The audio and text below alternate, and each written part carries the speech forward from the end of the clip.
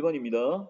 자, 외국과의 무역 및 자본 이동이 자유로운 개방 경제에서는 고용이나 성장과 같은 대내 거시 경제 변수뿐만 아니라 경상 수지와 같은 대외 거시 경제 변수도 정부의 경제 정책의 중요한 변수가 됩니다. 자, 그래서 우리나라 그 안에 있는 것만 보는 게 아니라 뭐까지 봐야 돼요? 대외적으로 경상수지니까 무역적인 것, 다른 나라와의 거래나 이런 것도 우리가 어떻게 신경을 써야 되겠죠. 자, 이게 바로 그만큼 이제 중요한 요소가 되는데, 자, 경상수지란 한 국가가 상품과 서비스를 수출하고 벌어들인 외화, 그 다음에 외국의 상품과 서비스를 수입하기 위해 지급한 외화의 차이를 우리는 경상수지라고 합니다. 자, 그래서 지급한 외화보다는 벌어들인 외화가 더 많다면 이때는 당연히 경상수지 흑자가 되겠죠. 이익이 온 거니까. 반대로 자, 여기서 외려 그 경우 뭐가 적은 거야? 벌어들인 것보다 외려 나간 게 더 많다면 이때는 결국 수지 적자라고 한다고 보시면 되겠죠.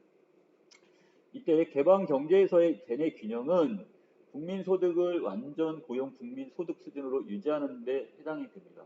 모든 국민들이 직장이 있고 다 어떻게 일자리가 있다는 걸 전제로 했을 때 대내 균형, 또 대외 균형은 수출에서 수입을 뺀 순수출을 0으로 유지하는 것. 자, 결국 마이너스도 플러스도 아닌 상태까지 도달할 수 있다면 자, 그것을 대외 균형의 상태로 봅니다. 즉 경상수지 균형을 달성하는 것에 해당이 됩니다. 자, 정부의 거시 경제 정책 목표가 큰 목표가 대내외의 균형을 동시에 달성하는 것이라고 일단 목표를 잡아요. 자, 이게 이렇게 쉽지는 않습니다.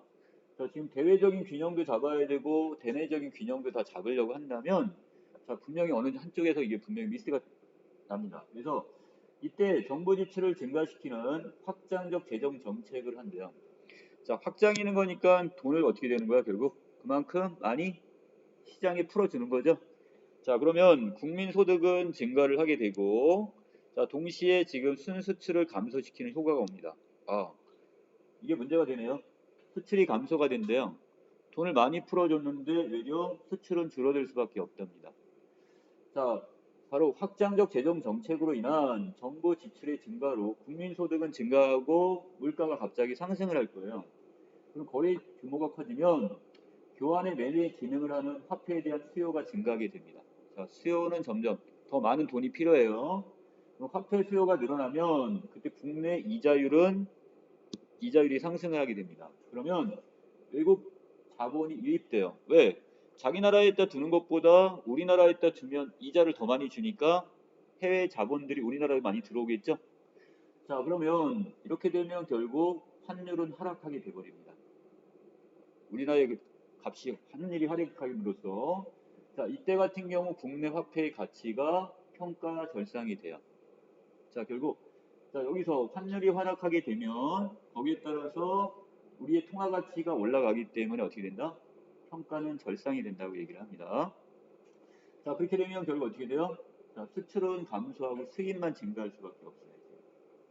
자, 그래서 밖으로 내가는 것보다 오히려 지금 수입, 들어오는 것들만 더 많게 되는 거예요. 자, 그런데 기존의 경제 상태가 경기 불황에서 경상수지 적자가 결합된 경우라면 상당히 안 좋은 상태네요. 경기도 지금 안 좋은 상태야. 거기다가 지금 못 가지도 못해요. 자, 경상수지도 적자가 나버렸어요. 수출보다 더 수입이 큰 상태가 돼버렸어요. 자, 이렇게 되면 재정 정책만 가지고는 대내외 균형을 동시에 실현할 수가 없는 문제가 발생해 버립니다.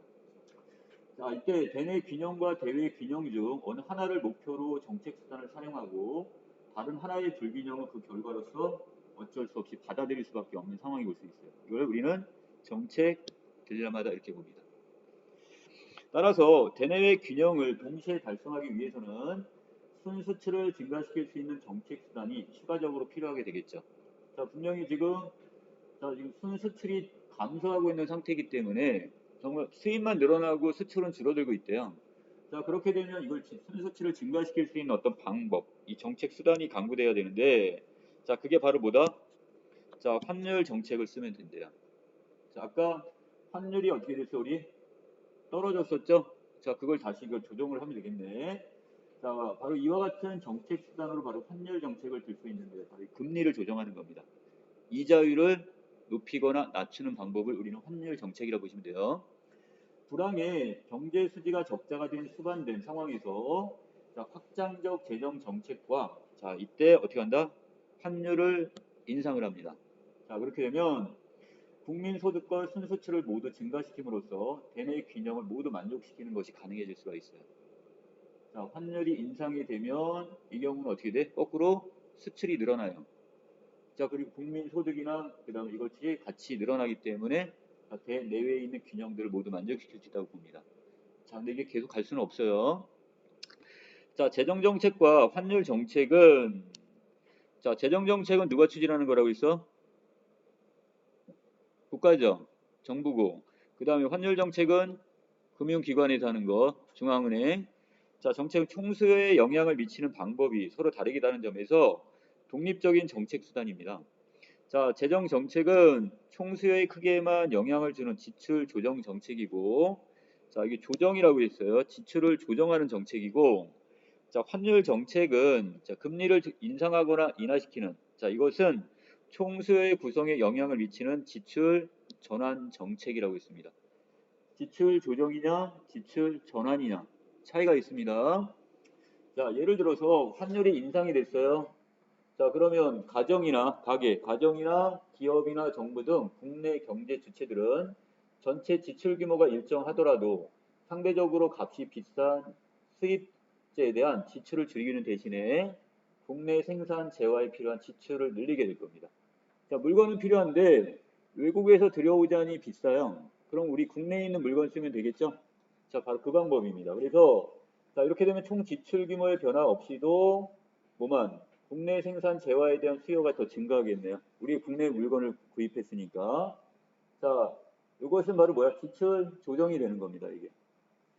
자, 거기에 비해서 지출 전환을 가져올 수 있는 정책으로는 자, 이거 말고도 뭐가 있대요? 아, 이거 지출 전환이네요. 지출이 늘렸으니까. 자, 지출의 전환으로 보시면 되겠네. 지출 전환. 이 지출 전환을 가져올 수 있는 정책으로는 이거 말고도 뭐도 있대요? 자, 관세를 부과하는 방법이 있죠. 자, 그래서 예를 들어서 어떤 수입에 관세를 부과해버리면 수입 물건 안 들여오고 대신에 우리 거 그냥 쓰면 되잖아요. 또 수출 보조금을 주거나 수출을 할 때 장려하기 위해서 보조금을 지급하거나 자, 수입 할당제 일정한 금액만 일정한 어떤 상품만 이걸 외국에서 들여오고 나머지는 우리의 거 써라. 이게 수입 할당제로 보시면 됩니다. 자, 이런 것들이 다 지출 전환 정책에다 집어넣으시면 될 것 같아요. 자, 여기까지고요. 자, 오른쪽에 갑니다.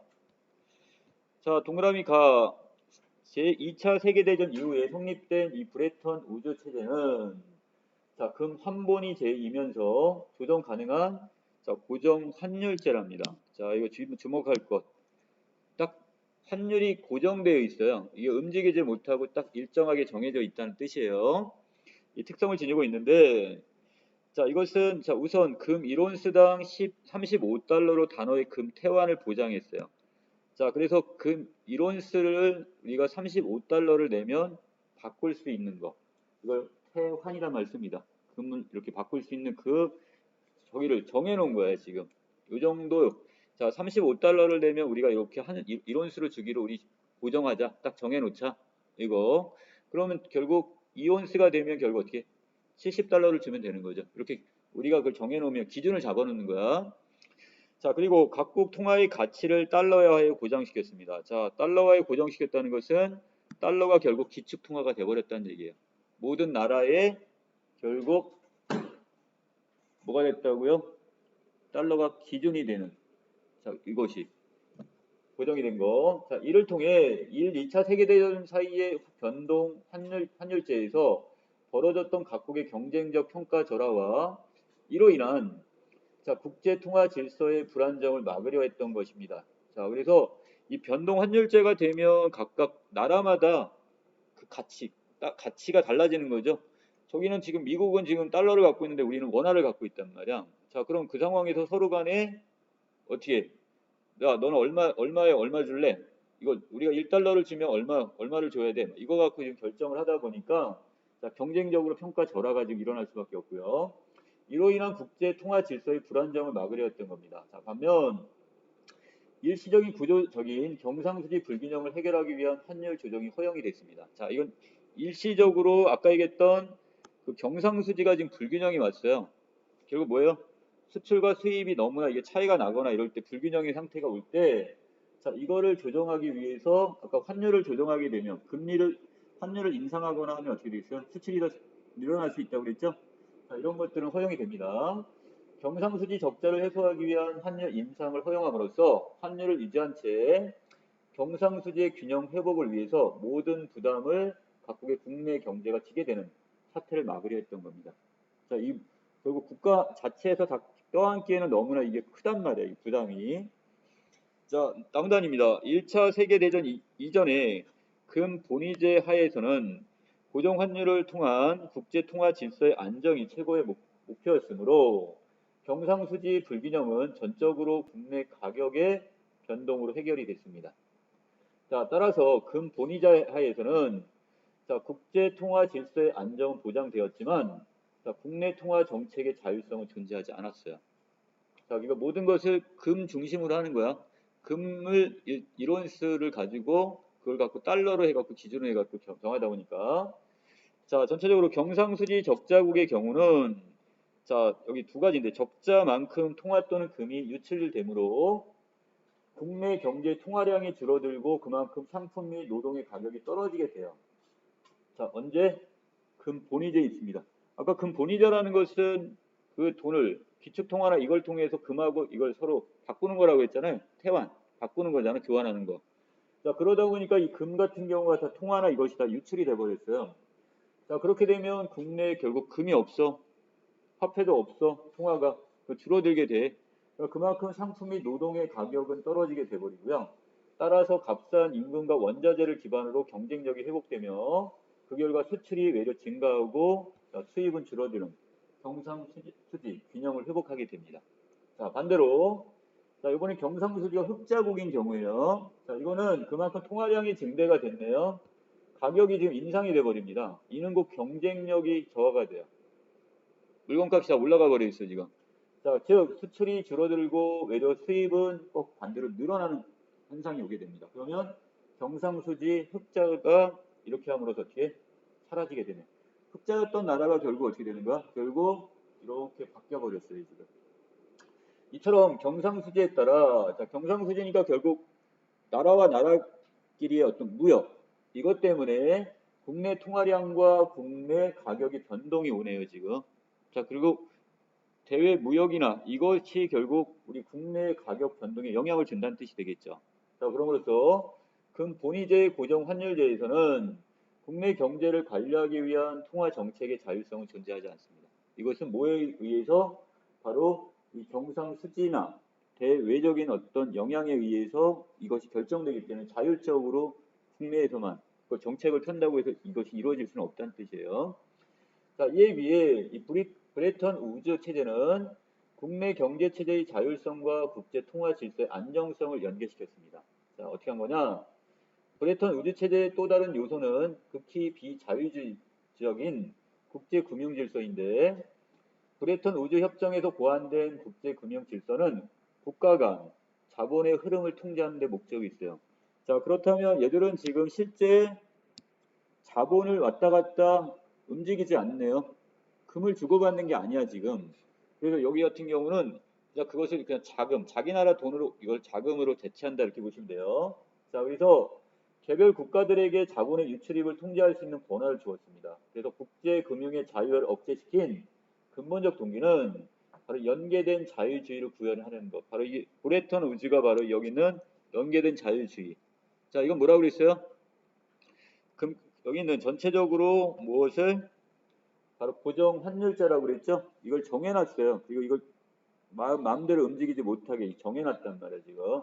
아까 그 이전까지는 변동 환율제였다면, 자, 이것이 너무나 어떻게, 여러 가지 대외적인 경상 수지에 따라서 너무 이게 좌지우지 돼버리니까 이것을 고정 환율제로 막아버리면 이것이 조금은 해결될 수 있다고 봤던 거야. 자, 그걸 통해서 바로 이 국제 통화 질서의 안정성을 연계시켰네요. 자, 그 다음에 그 밑에서는 이 자본의 흐름도 통제가 됐고요. 자, 그래서 자, 이렇게 함으로써 첫째, 자본의 자유로운 국제적 이동은 자, 거시경제 체제의 장애로 작용할 수밖에 없었고요. 자, 조세, 인플레이션 등을 회피하기 위한 자본 유출이 일어날 경우에 각국의 국내 경제 정책이 원만히 작동할 수가 없어요. 돈이 갑자기 훅 빠져나갔어요. 왜? 야, 너희 지금 금하고 우리 지금 대신 이렇게 달러로 바꿨으니까 야, 금 내놔. 또는 그걸 바꿔달라고 하면 없어.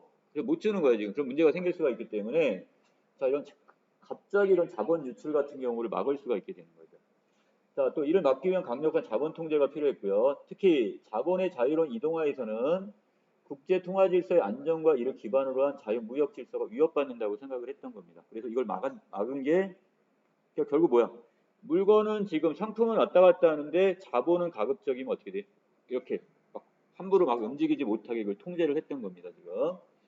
자, 그래서 대규모 자본의 빈번한 이동은 환율 체제의 변동을 가져오게 되고 각국의 경상수지에 중대한 위협을 초래해서 결국 보호주의 정치적 압력을 가중시킬 것이므로 국가 간의 자본 이동의 통제가 필요했습니다. 자, 요컨대 고정 환율제와 그 다음에 독자적인 통화 정책, 국가 간의 자유로운 자본 이동은 동시 성립이 불가능하기 때문에 자, 통화 정책의 자율성과 그 다음에 국제 통화 질서의 안정을 위해 자본의 국가 간 이동을 규제하게 됩니다. 자, 또 이와 같이 브레턴 우드 체제에서는 국내 경제와 국제 경제를 연계시킨 전후 국제 경제 질서의 성격이 그대로 구현되었다 이렇게 보시면 되겠네요. 자, 문제 볼까요? 자, 26번에 적절치 않은 건데 자, 여기서 정부 지출을 감소하는 긴축 재정을 펴게 되면 이자율이 상승하는 게 아니죠. 그 반대로 가게 될 거예요. 이거는 결국 외려 어떻게 된가 확장적 재정 정책으로 보는 게 맞을 것 같습니다. 이거 좀 잘못 설명해 놨어요. 자, 그 다음에 27번에 보시면 자, 여기서 가다에 대한 이야기가 지금 적절치 않은 걸 지금 하나 찾으라고 했습니다. 자, 여기서 자, 3번에서 다에서는 그랬는데 다는 어떤 차원이었죠?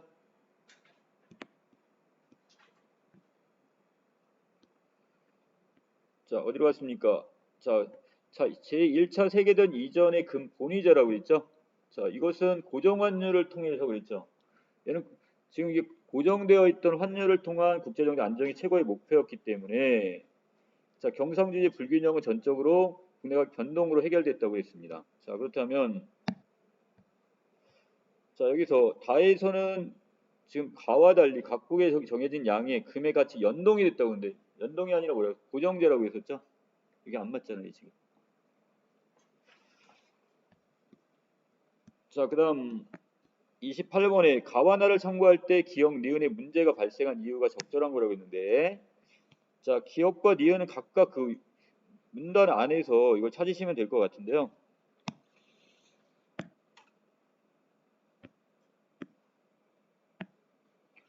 자, 기억은요. 자, 어떤 겁니까? 여기 있네요. 자, 대내 균형과 대외 균형이 어느 하나를 목표로 정책 수단을 사용하고 다른 하나는 어떻게 여기 결과로서 받아들일 수밖에 정책 딜레마인데 그 이유는 바로 윗부분에 있었죠. 그러니까 기존의 경제 상태가 경기 불황에다가 경상수지 적자가 결합된 경우라면 이 하나만 가지고 대외 내외의 균형을 동시에 실현할 수 없기 때문에 결국 어떻게 되는 가 하나만 선택할 수밖에 없는 상태가 펼쳐지는 거예요 지금. 자, 거기에 비해서 자, 니은이었나요? 자, 니은 여기 있네요. 이 근본이제 고정 환율제에서는 국내적 경제를 관리하기 위한 통화 정책의 자율성이 존재하지 않는 이유는 무엇 때문에?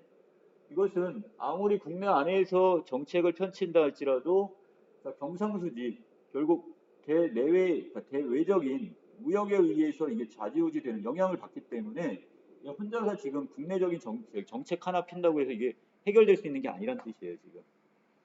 자, 그렇다면 자, 이것과 연결시켜 가지고 자, 28번에 자, 기억은 정책 수단이 대내 목표와 대외 목표에 상이한 영향을 미치는 경우. 자, 이걸 두 마리 토끼를 한 마리 못 잡는 경우가 생길 수 있는 경우고요. 자, 거기 니은은 대내 경제 관리를 위한 정책 수단이 대외 경제 상황. 바로 어떻게 아까 경상수직.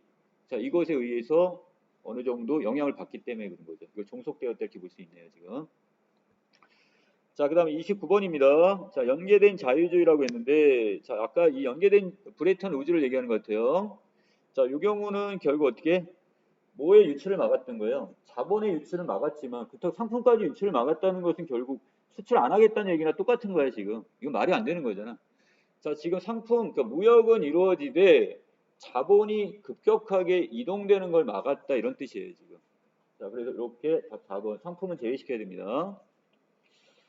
자, 그 다음에 30번에 보시면, 자, 여기 불가능성의 정리가 나왔네.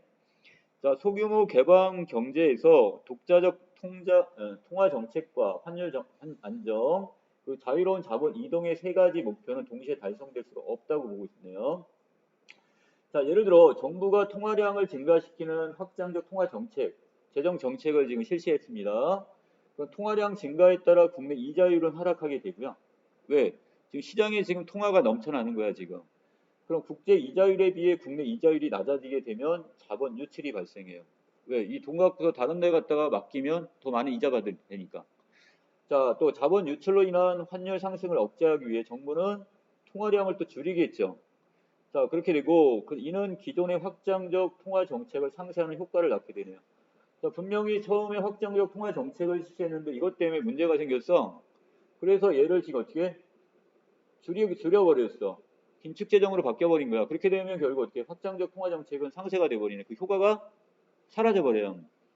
자, 즉 정부는 확장적 통화 정책의 효과를 위해 환율 상승을 용인하거나 환율의 상승을 막기 위해 확장적 통화 정책에 반대되는 뭐를? 자, 긴축적 통화 정책으로 다시 계속 반복되는 거야. 이게 안 돼. 확장적 통화 정책을 썼더니 문제가 생겼어. 그럼 긴축 재정으로 바꿨어. 근데 또 그러면 긴축 재정에 또 문제가 생기겠죠.